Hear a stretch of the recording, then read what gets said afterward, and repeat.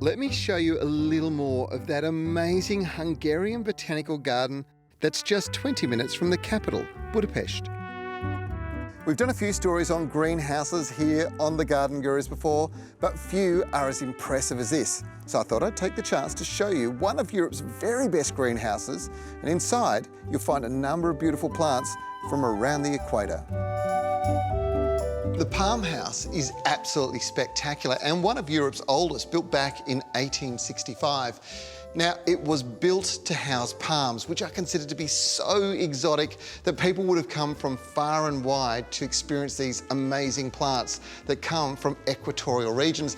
This particular one's a really good example. This is a plant that wouldn't grow in Europe anywhere under any circumstances at all. Interestingly enough, people will buy the nuts, plant them in a pot, grow them during the summer months and then let them die during winter. But in here, a coconut palm will love it. In fact, this is going to grow and fill the roof cavity completely, producing huge nuts a bit later on. But my goodness, what an amazing space.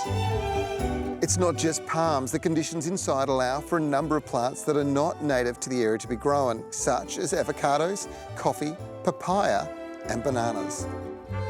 This has to be one of my all-time favourite fruits. It's probably one of yours. I don't know anybody who doesn't like it, but you won't eat it like this. This is the cacao bean.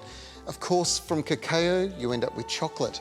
And it was in the Bahamas where women were taking the dried fruit, crushing it, then mixing it with milk, giving it to children that were unwell. Soon after they had it, the choc milk would make the kids feel better. But to grow it, well, even in a hot climate like I live in, this won't grow. It has to be a humid tropical climate, and this glass house is the perfect location.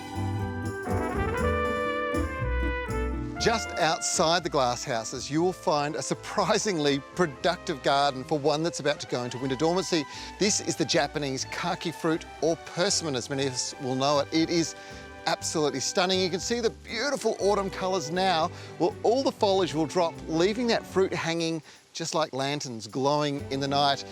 They'll ripen on the tree and you can pick them before they fall off, and it's a delicious fruit as well. This is a tree that you should be growing at home yourself. It does grow in Australia really well.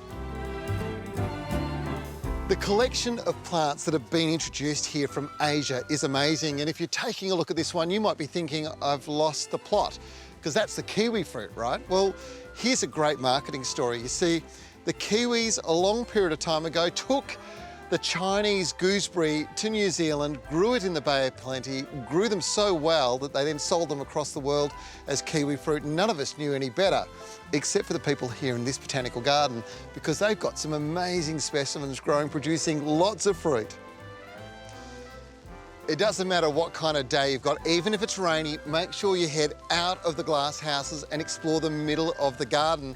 There is an arboretum here with over 800 species of trees, and the autumn's the best time to explore it because you've got so much colour variation.